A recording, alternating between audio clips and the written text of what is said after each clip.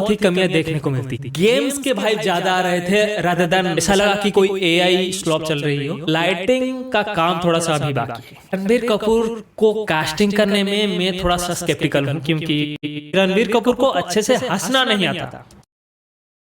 दोस्तों जय श्री राम। आ गया है रामायण द मूवी। नमित मल्होत्रा की रामायण की टीजर आ चुकी है। ये पहला ग्लिम्स होने वाला है। 2 मिनट्स 38 सेकेंड्स की टीजर आया है। उसके बारे में डिटेलिंग में बात करते हैं। तो फिर हम यहाँ पे पीक डिटेलिंग पर जाएंगे।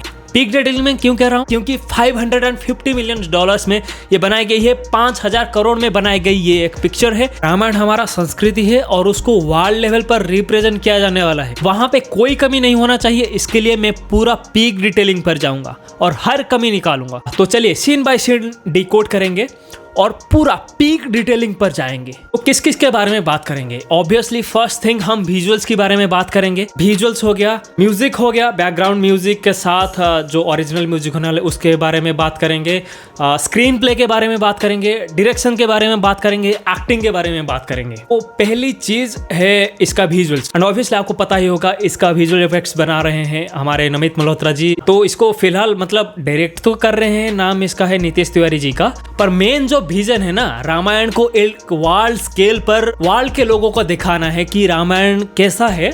ये जो मेन विजन है ये नमित मल्होत्रा जी की है, जो कि डायरेक्टर हैं डीनेक के, मतलब डबल नेगेटिव एक विजुअल इफेक्ट स्टूडियो है जिसने 8 ऑस्कर जीत चुके हैं पहले, और जिसने ड्यून, इंसेप्शन जैसे कमाल की पिक्चरों में विजुअल इफेक्ट्स दिया है। तो विजुअल्स में आपको कोई कमी देखने को नहीं मिलनी चाहिए, लेकिन इस टीजर में हमें बहुत ही कमियां देखने को मिलती है। जब मैं एक एक सीन के बारे में बात करूंगा तब मैं आपको बताऊंगा कि कौन कौन से सीन में रिफाइनमेंट ला सकते हैं। फिलहाल अभी 7 महीने बाकी है रिलीज होने के लिए। दिवाली 2026 में रिलीज होगा। इस 7 महीने में क्या रिफाइनमेंट ला सकते हैं मैं भी बताऊंगा आगे। पहला सीन जो है बर्फ के माउंटेन्स में जो वार चल रही होती है, वो तो आप विजुअली बता सकते हो कि उसका एक्शन सीन अच्छा था, लेकिन वो थोड़ा सा गेम की तरह लग रहा था। मैं देखो एक बात क्लियर कर लूं, अगर मैं ओवरऑल देखूं टीजर को तो मुझे गेम्स के भाई ज्यादा आ रहे थे रादर देन एक मूवी आ रही है ऐसा लग रहा था मुझे। क्योंकि टीजर अल्ट्रा रियलिस्टिक है विजुअली, मैं ये दावे के साथ कह सकता हूँ, लेकिन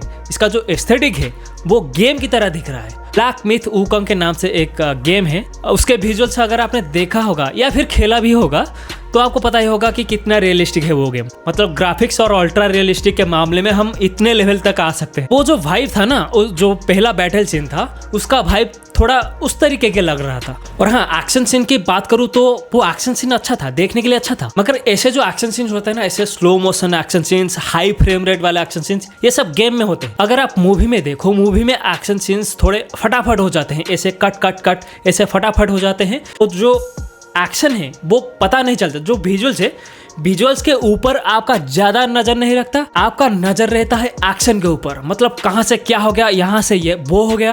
एक्शन आपका ज्यादा अटेंशन ग्राफ करता है rather than the visuals of the action. मतलब कितना फ्रेम रेट के साथ वो विजुअल चल रहा है, तो वो गेम में आपको अच्छा लग सकता है। फिर ये वाले विजुअल्स की बात करते हैं, जब राम जी अपने धनुष के साथ एक पहाड़ के ऊपर खड़े हैं, वहां पे हमें थोड़ा सा एक सिलुएट मिलता है। जब सूरज पीछे की तरफ आ रहा होता है तो वो थोड़ा सा अच्छा, उसमें कोई कंप्लेंट्स नहीं मैं कहूँगा। रणबीर कपूर को कास्टिंग करने में मैं थोड़ा सा स्केप्टिकल हूँ, क्योंकि अभी आपको आगे बताऊंगा कि क्यों स्केप्टिकल हूँ। अगले सीन की बात करते हैं, जब राम जी चल रहे होते हैं अयोध्या में और सब उनके ऊपर फूल बरसा रहे होते हैं। वो वाला सीन थोड़ा सा अनरियलिस्टिक लगा। ऐसा लगा कि कोई एआई स्लॉप चल रही हो, मतलब ऐसा लगा। क्योंकि मैं ऐसा क्यों कर रहा हूँ, क्योंकि हमने बहुत सारे एआई स्लॉप्स देख चुके हैं और एआई का ग्राफिक्स कितना लेवल तक जा सकता है वो भी हम देख चुके हैं सी डांस के साथ। क्योंकि बात साफ है, ये एआई नहीं है, पर हमें लगता है कि ये एआई है। हमने बहुत सारे एआई कंटेंट्स कंज्यूम कर लिया है तो हमें ऐसा लगता है। तो आपको पता ही होगा मतलब कि कैसे प्रैक्टिकल सेट्स के साथ डिजाइन किया गया है अयोध्या का सेट। देखो, मेन रीजन इन सब विजुअल्स का एआई लगना ऐसा लग रहा है क्योंकि लाइटिंग का काम थोड़ा सा अभी बाकी है। अभी बताऊंगा आपको।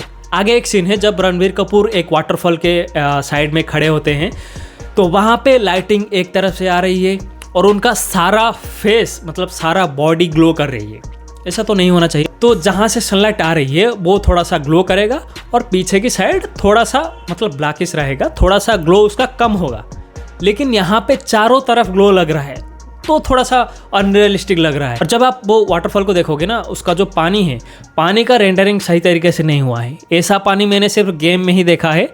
आपको सही बता रहा हूँ, आप पीक डिटेलिंग पर जाओ, पानी का रेंडरिंग सही नहीं है और पानी पूरा साफ वाइट दिख रहा है। पानी का नेचर ऐसा नहीं होता है। अगर पानी का साइंस जानना है तो अवतार 2 द वे ऑफ वाटर और अवतार 3 का, इन सब का विजुअल इफेक्ट्स जो डिकोडिंग है उसको देखो, आप समझ पाओगे कि पानी को विजुअली कैसे रिप्रेजेंट किया जाता है। हम कहाँ थे? लाइटिंग की बात कर रहे थे। तो उनकी जो अयोध्या में राजसभा चल रही होती है और राम जी, लक्ष्मण जी और सीता जी चल रहे होते हैं, तो उस सीन में चारों तरफ आग जल रही होती है, तो लाइटिंग एक तरफ से क्यों आ रही है? इस सीन को, पर्टिकुलर सीन को देखो, उनकी शैडो जो है एक तरफ से ही आ रही है। ऐसा नहीं होना चाहिए क्योंकि चारों तरफ से आग जल रही है। फिर जो नेक्स्ट सीन आता है जंगल में, जो राम जी एक गुलाटी मारते हैं एक असुर को मारने के लिए, वो सीन परफेक्ट ही था। वो एक परफेक्ट हॉलीवुड शॉट था, हॉलीवुड एक्शन शॉट, वो काफ़ी अच्छा था। उसमें से कुछ नहीं निकाल सकता मैं फ्लॉज। लाइटिंग की बात कर रहा था ना, तो इस सीन को देखो, जब वो राम जी ऐसे धनुष को ऊपर उठाते हैं, उनके पीछे से सनलाइट आ रही है, जबकि पिछले वाले शॉट में मैंने बताया था कि उनके पीछे जो एक सिलुएट बनाया है सनसेट के टाइम पे, वहाँ पे राम जी पूरा, मतलब उनका सिर्फ शैडो आ रहा है, बस एक 2D शैडो आ रहा है। पर इसमें देखो, इसमें आगे की तरफ ही लाइट चल रही है। और धनुष को देखो, धनुष के मतलब चारों तरफ लाइट चल रही है, ऐसे सारा ग्लो कर रहा है। बल्कि ऐसा नहीं होना चाहिए क्योंकि सनलाइट आपका पीछे जा रहा है। और जो सबसे मोस्ट AI जो मुझे लगा, वो जो रथ का वो जो चक्का है ना, उसको जिस तरीके से दिखा है, मुझे लग रहा था कि ये तो प्योर AI है। बल्कि ऐसा नहीं है, ये ऐसा नहीं लग रहा है क्योंकि उसका एस्थेटिक ऐसा है कि लग रहा है कि AI है। उसका लाइटिंग, उसका कंपोजिशन, उसका पैटर्न ऐसा है कि लग रहा है कि AI है। हाँ, माना कि अल्ट्रा रियलिस्टिक दिखता है। देखो, एक होता है अल्ट्रा रियलिस्टिक दिखना, एक होता है रियलिज्म। दोनों में फ़र्क है। ये जो व्हील आपने देखा ना, वो अल्ट्रा रियलिस्टिक दिखता है, लेकिन रियलिज्म ये नहीं है। रियलिज्म में आपको सारे नज़र नहीं आएंगे, कुछ में शैडो होगा, कुछ पार्ट नहीं दिख रहा होगा आपको। इस पर्टिकुलर सीन को देखो, जब राम जी एक फारसा को ऐसे घुमाकर ऐसे ज़मीन पर रखते हैं, उसका स्केलिंग देखो, राम जी को कितना बड़ा दिखा है। बाकी के सीन्स देखो, राम जी को मतलब उनके आंखों के लेवल पर कैमरा रखा है। स्केलिंग की प्रॉब्लम हो रही है यहाँ। अगर कोई आदमी को आपको रिप्रेजेंट करना है फिल्मों में, तो वो जितना बड़ा है उतना हिसाब से आपको कैमरा एंगल रखना है। अगर कुंभकर्ण होगा तो नीचे कैमरा एंगल होगा, उसको इतना बड़ा दिखाया जाएगा। और इस सीन में आपको राम जी को ऐसे एंगल से दिखाना मतलब सही है, हो सकती है उस पर्टिकुलर सीन के लिए, और नहीं भी हो सकती है।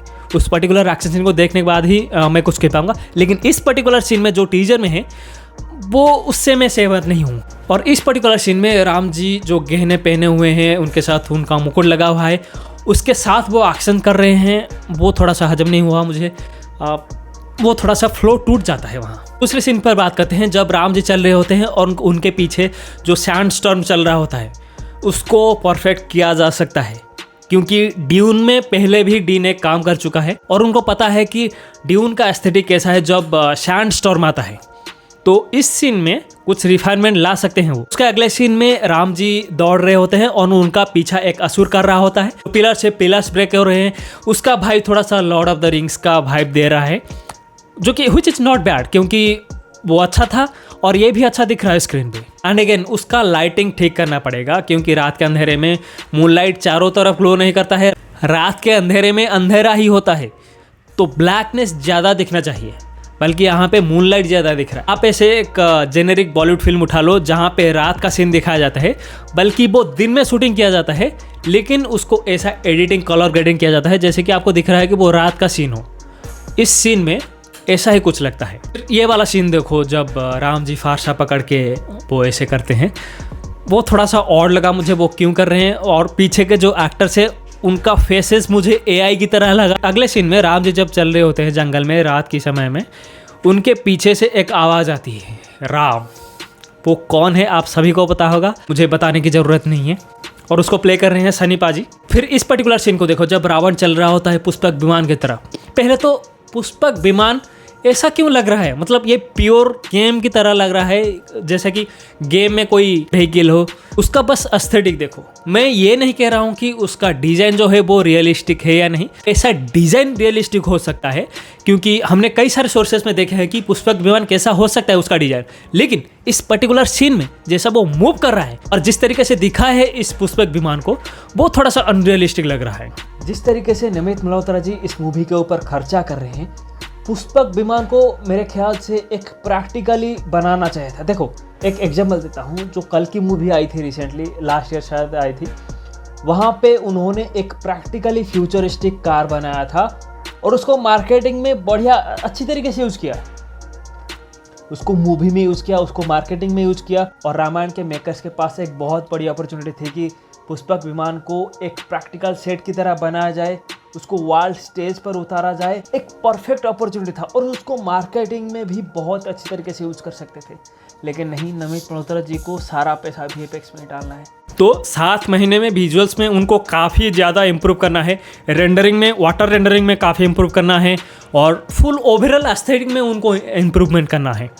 और जिस तरीके से लाइटिंग करा हुआ है ना, उसको थोड़ा सा इम्प्रूवमेंट करना है, उसको ठीक करना है, इम्प्रूवमेंट नहीं, उसको ठीक करना है। साउंड ऑब्वियसली काफ़ी अच्छा है, ए.आर. रहमान जी और हांस जिमर ने मिलके दिया है। तो टीजर में आप देखेंगे कि इसमें आपको सेफर्ड स्टोन देखने को मिलेगा। तो सेफर्ड स्टोन क्या है? टीजर के शुरू में अगर साउंड का लेवल इतना है तो वो लेवल बढ़ता ही जाता है, बढ़ता ही जाता है, कहीं पर घटता नहीं है। ऐसा टेक्निक मोस्टली हांस जिमर यूज करते हैं अपने मूवी सीन्स में, और शायद हमें रामायण मूवी के अंदर हमें ये देखने को मिलेगा। इसमें आपको कोई याद रखने वाली म्यूजिक है ऐसे आप नहीं सुनते हैं, शायद वो म्यूजिक मूवी के अंदर हो सकते हैं, लेकिन यहाँ पे टीजर में तो हमें नहीं देखने को मिला। बाकी the BGM was good, engaging, but I was more keenly interested in the visuals, क्योंकि डीएनए बना रहा है ना। फिर स्क्रीन प्ले की बात करते हैं। मैं थोड़ा सा उसके लिए स्क्रिप्ट कर लूँ, क्योंकि इसके प्रोड्यूसर हैं नमित मल्होत्रा और नीतीश तिवारी इसको डायरेक्ट कर रहे हैं। दोनों का विजन अगर आता है ना एक फिल्म में, डायरेक्टर का और प्रोड्यूसर का, तो वहाँ पे विजन थोड़ा सा कॉन्फ्लिक्ट में आ जाता है। फिर मैं जो बात कर रहा था कि रणबीर कपूर को क्यों नहीं लेना चाहिए था और किसको लेना चाहिए था रामायण के कास्ट में आज ड्रामा। देखो, Ranbir Kapoor is a good actor, I mean no doubt, उन्होंने एनिमल में काफ़ी अच्छा काम किया है, काफ़ी अच्छा एक्टिंग किया है, लेकिन उनको आज रामा देखना, देखो मैं ऐसा क्यों कह रहा हूँ, इस पर्टिकुलर सीन को देखो। जब रणबीर कपूर आए थे उनका एक मूवी प्रमोट करने के लिए कपिल शर्मा शो में, वहाँ पे अनुष्का शर्मा ने बताया था कि रणबीर कपूर को अच्छे से हंसना नहीं आता, उनको डब किया जाता है उनका हंसना। जो इंटेंस सैड वाले रोल्स है ना, मैं बहुत आसानी से कर लेता हूँ। जब वो फन रोल्स होते हैं ना, जहाँ खेल कूद है और हंसना, मैं हंसता नहीं हूँ। अच्छा, मैं हंस नहीं सकता फिल्मों में। ऐसा हाल है। ये तो हाइड्रोलिक ब्रेक लग रही है यार। तो वो इमोशनल सीन्स को तो कर लेते हैं, लेकिन जो हंसाने वाला सीन है वो अच्छे से नहीं कर पाते। अगर राम जी को रिप्रेजेंट करना है तो ऐसा एक इंसान होना चाहिए जिसके आंखों में एक ग्रेस हो, आंखों पे, फेस पे, अपने पूरे एक्सप्रेशंस पे एक ग्रेस हो। तो वो थोड़ा सा मुझे नहीं जमा। अगर ऋतिक को लेते, देखो उनका आंखों का तेज देखो, जोधा अकबर में कैसे उन्होंने एक राजा की तरह दिख रहे थे वो। आई थिंक सिंह ऋतिक आज राम जी मुझे थोड़ा अच्छा लगा। इन पर्टिकुलर सीन्स को देखो, रणबीर कपूर के चेहरे में एक मुस्कान तो है, लेकिन उसके आंखों में जो एक्सप्रेशन होना चाहिए, राम जी के आंखों में जैसा ग्रेस होना चाहिए, वो थोड़ा सा मिसिंग लग रहा मुझे। तो हाँ, आपका पर्सपेक्टिव अलग हो सकता है मेरे से, लेकिन this is what I think. खैर, ये तो सिर्फ टीजर था और इसमें इतने सारे फ्लॉज निकल गए, पर उनके पास 7 महीने हैं सारा कुछ इंप्रूवमेंट करने के लिए। फिर जब फाइनल प्रोडक्ट आएगा, मूवी जब हम थिएटर्स में देखने जाएंगे, तो हमें पता चलेगा कि कैसा होने वाला है मूवी, एटलीस्ट विजुअली कैसा होने वाला है, क्योंकि विजुअली हमें सारा कुछ नजर आएगा, क्योंकि IMAX में लगने वाला है वो पिक्चर। चलिए दोस्तों, आपका पर्सपेक्टिव मुझे बताइए कमेंट्स में, आपको कैसा लगा ये टीजर। अगर नहीं देखा है तो क्या कर रहे हो यार जिंदगी में, जल्दी जाके देखो। मिलते हैं आपको रामायण के नेक्स्ट अनाउंसमेंट में, तब तक के लिए बाय।